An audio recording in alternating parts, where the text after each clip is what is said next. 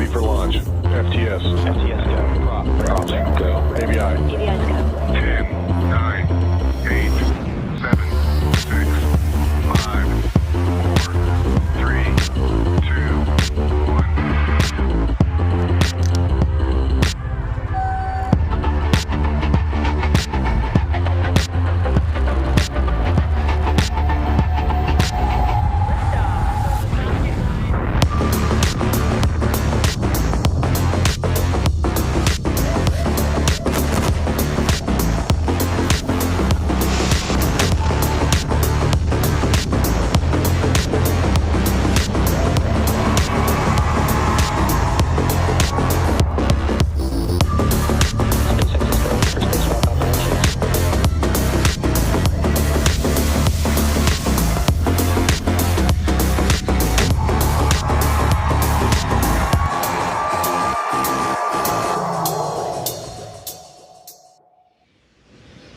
Good afternoon and welcome to SpaceX's live launch coverage of the Space Development Agency's Tranche 1 Launch 3 mission. The Falcon 9 rocket there on your screen is currently awaiting liftoff from Space Launch Complex 4 East, or SLC 4E, at Vandenberg Space Force Base in California, just about 8.5 minutes from now. Hello everyone, my name is Zachary Lupin and I'm an avionics supply chain engineer here at SpaceX. Now today we will be delivering 21 satellites to orbit for the data transport layer of the proliferated warfighter space architecture. The data transport function delivers tactical data to warfighters wherever they are in the world. And these 21 satellites will form the third orbital plane that make up the first tranche of warfighter capability. Now today's mission is the third of 10 total planned launches for Tranche 1, and when fully deployed, will consist of 154 operational space vehicles, plus 4 missile defense demonstration space vehicles. As an integral part of the U.S. Space Force, the Space Development Agency's goal with Tranche 1 is to enhance warfighting responsiveness, resilience, and survivability. And for those of you following along, today's launch will be SpaceX's 85th launch of the year, and the 8th just this month. Now, weather is currently green with a 0% possibility of violation, and the only clouds around are the ones that we are making. Now, both the range and vehicle are also currently green, and we are on track for an on-time liftoff at 1:32 p.m. Pacific time. If for whatever reason we need to scrub, we do have a backup launch opportunity available tomorrow at 1:24 p.m. Pacific time. Also, at the request of our customer, we will not be showing any Stage 2 or payload deployment views, so our live mission coverage will end right after the first stage landing. So while that countdown continues, let's take a closer look at the launch vehicle supporting today's mission. The Falcon 9 rocket there on your screen is a 2-stage rocket designed for the reliable and safe transportation of satellites, cargo, and people. Starting from the very top of the rocket is the payload fairing. That fairing is a protective shell that shields the payload from aerodynamic heating until the vehicle is outside of the Earth's atmosphere. The shape of the fairing contributes to Falcon 9's overall efficiency, helping to reduce drag during flight. Once in space, those two fairing halves will separate and return to Earth, where they will be retrieved by a SpaceX recovery vessel to be refurbished and reused on future missions. And both halves of the fairing are flight-proven, with one side flying for its 6th time and the other for its 5th. Now, right below the fairing is Falcon 9's 2nd stage, which features a single Merlin vacuum, and good call out there. The 2nd stage features a single Merlin vacuum or MVAC engine. And below the 2nd stage is the black carbon fiber inner stage, and inside of that is where the MVAC engine is currently housed. And below that we have the 1st stage or booster, which very shortly will be fully loaded with about 1 million pounds of liquid oxygen and RP-1 rocket-grade kerosene. Now that 1st stage makes up the bottom 2/3 of the vehicle and has 9 Merlin M1D engines at the bottom, which generate more than 1.7 million pounds of thrust. And the booster supporting today's mission will be making its 4th flight today, after previously supporting the NROL 179 mission just last month, in addition to 2 Starlink missions.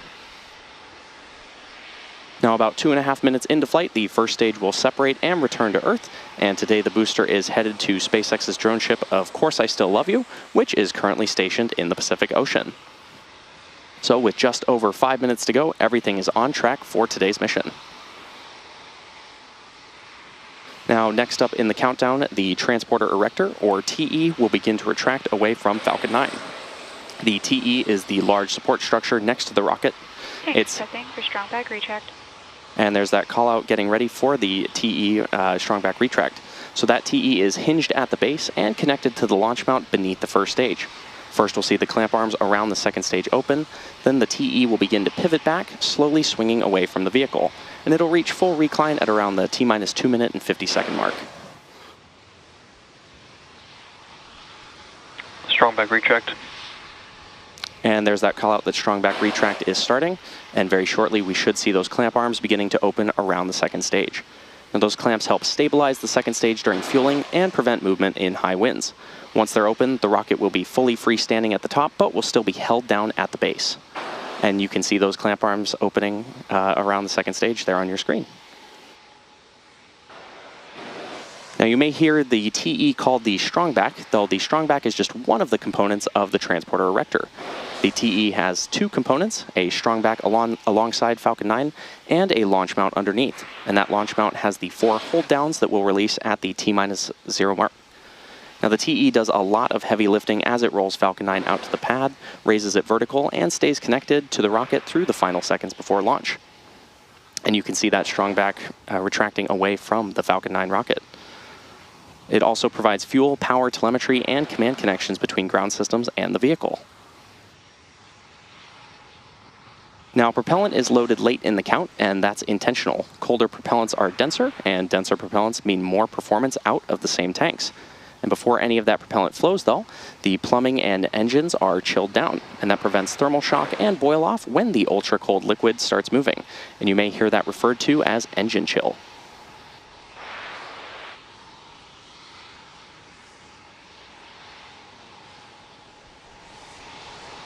Now, loading wraps... Stage 1, LOX load complete. And there's that call out that Stage 1 LOX loading is complete. Now, loading wraps in 2 steps. The first stage finishes around the T-minus 3 minute mark, as we just heard, and the second stage finishes about a minute later. The tanks are also pressurized using helium, and that helium is chilled too, so it stays compatible with the cryogenic plumbing. Now, during flight, that pressurization helps force propellant into the engines as the tanks empty. Now, looking forward into the count, at the T-minus 60 second mark, Falcon 9 will enter startup, and this will mean that the rocket's autonomous internal flight computers will have taken over the launch countdown. And then just inside of T-minus 2 seconds, we'll light the M1D engines for liftoff. Payload continues to be healthy, and the Falcon 9 team is currently tracking no issues with the vehicle. Weather is still looking green, and the range is ready to support our T0 of 1:32 p.m. Pacific time. So with that, we're proceeding into the final moments before liftoff.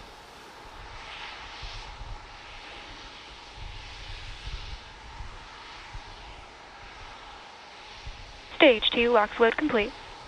And there's that call out that Stage 2 LOX loading has completed. Falcon 9 is now fully loaded with 1 million pounds of RP1 and LOX. And coming up shortly, we should hear the call out for ground gas closeout starting.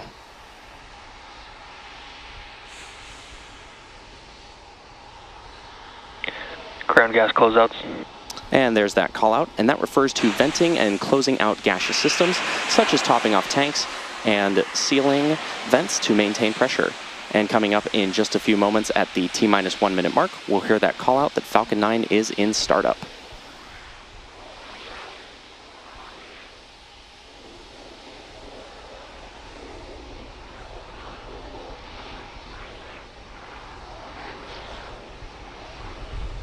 Falcon 9 is in startup. And there it is, Falcon 9 is now in startup. At this point, the autonomous flight computers have taken over the launch countdown, and stages 1 and 2 are pressurizing for launch. And we're just waiting on the final go, no-go from the launch director. This is the MD. MD is go for launch. And the MD has given the final go for today's mission. So let's sit back and watch as Falcon 9 takes the SDA Tranche 1 Launch 3 payload to space. T-minus 3 seconds.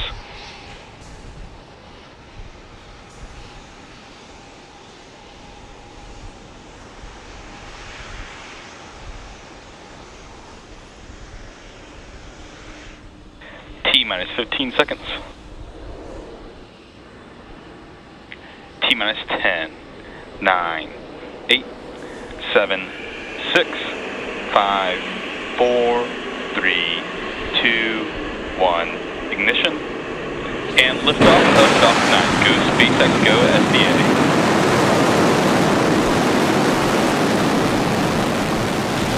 Vehicle is pitching downrange.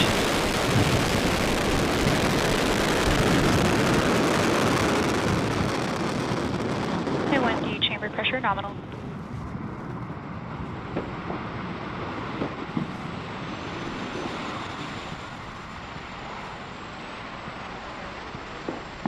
At T plus 30 seconds and counting, Falcon 9 has successfully lifted off from Slick 4 East at Vandenberg Space Force Base in California. We're now throttling down the engines to prepare for max Q, which is the point of maximum aerodynamic pressure Power and telemetry nominal. during ascent, and good call out there for nominal telemetry. Now, max Q occurs when the combination of speed and air pressure puts the greatest stress on the vehicle. Vehicle is supersonic. There's that call out that the vehicle is now supersonic, going faster than the speed of sound. We should be hearing that call out for max Q in just a few moments from now.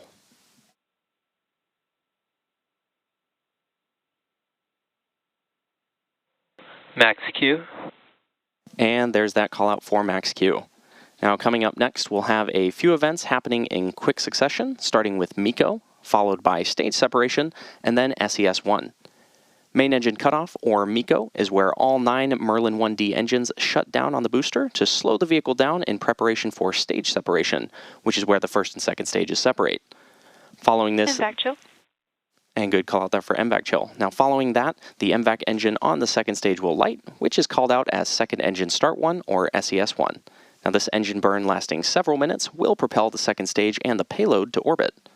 And in addition to these major events, the fairing halves will separate about 50 seconds after SES-1. Now, as a reminder, we will not have any views of the Falcon 9 second stage or the payload at the request of our customer.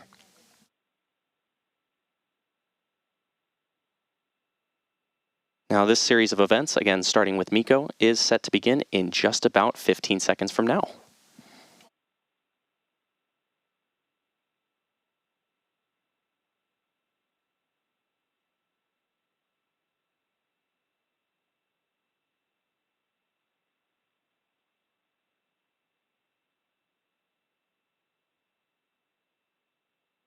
Stage separation confirmed. Main engine cutoff.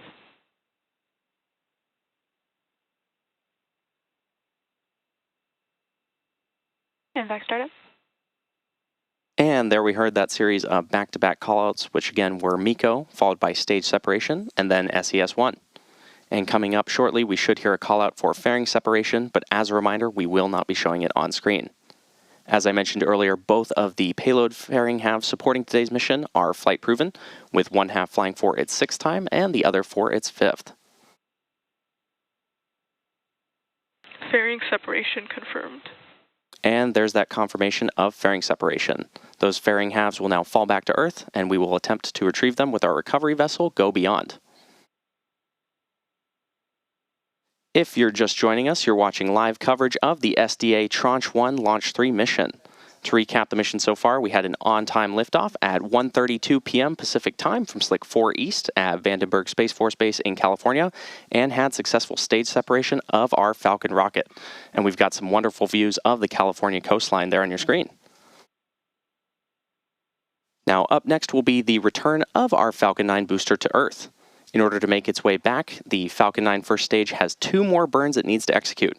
First up will be the entry burn, which helps to slow the stage down as it re-enters the upper part of the Earth's atmosphere. And then following the entry burn shortly thereafter, the booster will initiate the landing burn, which will slow the vehicle down for a soft touchdown on our drone ship, Of Course I Still Love You, currently stationed in the Pacific Ocean. We're expecting that entry burn call out at around the T plus 6 minute and 23 second mark. Now, to start the entry burn, we'll be relighting 3 M1D engines, which is similar to pumping the brakes to slow down the vehicle as it passes back into Earth's atmosphere. We need to slow down the vehicle to reduce re-entry forces, which then helps us recover and reuse that first stage. Now, during the entry burn, Falcon 9 is decelerating by firing its Merlin engines in the direction that it's moving. And this causes the rocket to fly through the engine's exhaust gases, which deposits a layer of soot on the vehicle's skin. and this is what gives our flight-proven vehicles their characteristic look. That soot comes from the carbon-based fuel that Falcon 9 uses, and with each flight, the soot builds up a little more on the outside of the vehicle. Now we're just under a minute and a half away from that entry burn, and you can follow the telemetry at the bottom of your screen.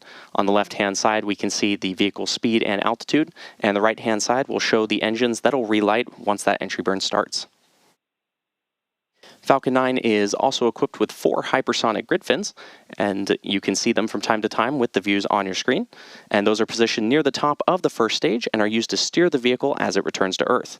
These are the primary aerodynamic control surfaces for the first stage during atmospheric reentry and descent, and are a critical part of Falcon 9's reusability system. From time to time, you might also spot white puffs coming from Falcon 9, and those are the cold nitrogen gas bursts, which help with attitude control. Now, reusability is key to lowering the cost of spaceflight, enabling more investments in critical space infrastructure. As I mentioned, the Falcon 9 first stage supporting today's mission is about to perform its entry burn for its 4th time. And we should be hearing that call out for entry burn in just about 10 seconds from now.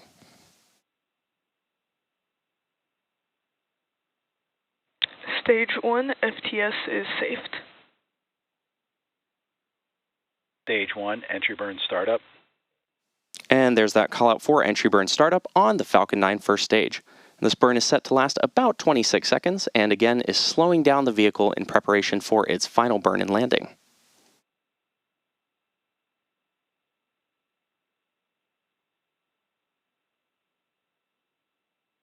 Stage 1, entry burn shutdown. And there's that call out for entry burn shutdown, signifying completion of the Falcon 9 first stage entry burn. Now, the Merlins on the Falcon first stage are optimized for sea level, and these achieve 190,000 pounds of thrust each during ascent and descent.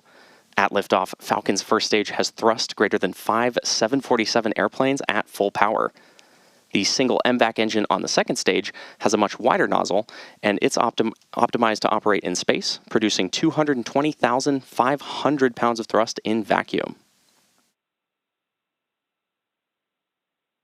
Now, coming up shortly, just about 40 seconds from now, we'll have the start of the landing burn of the Falcon 9 first stage. And as I mentioned earlier, this is the final burn the booster will perform on today's mission, and it's used to reduce the remaining speed of the vehicle for a gentle and precise landing on our drone ship. Of course, I still love you. Transonic. There's that call out that stage 1 is now transonic. We'll have a soft and gentle touchdown on our drone ship. Of course, I still love you, currently stationed in the Pacific Ocean. Now we should be hearing that call out. Stage 2 terminal guidance. And nominal call out there that stage 2 is in terminal guidance. We should be hearing that call out for the first stage landing burn in just about 10 seconds from now. Stage 2 FTS is saved. Stage 1 landing burn. And there's that call out for the landing burn startup of our Falcon 9 booster.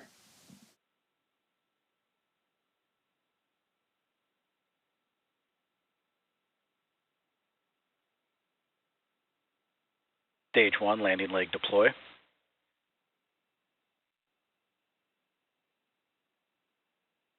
And vac shutdown.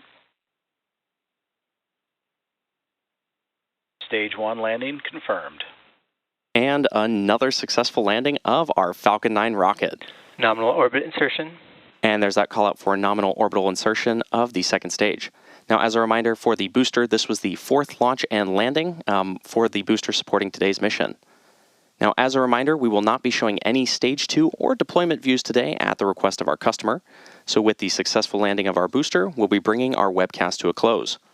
We'd like to thank the Space Development Agency for entrusting us with today's mission, as well as the Range and FAA for their support.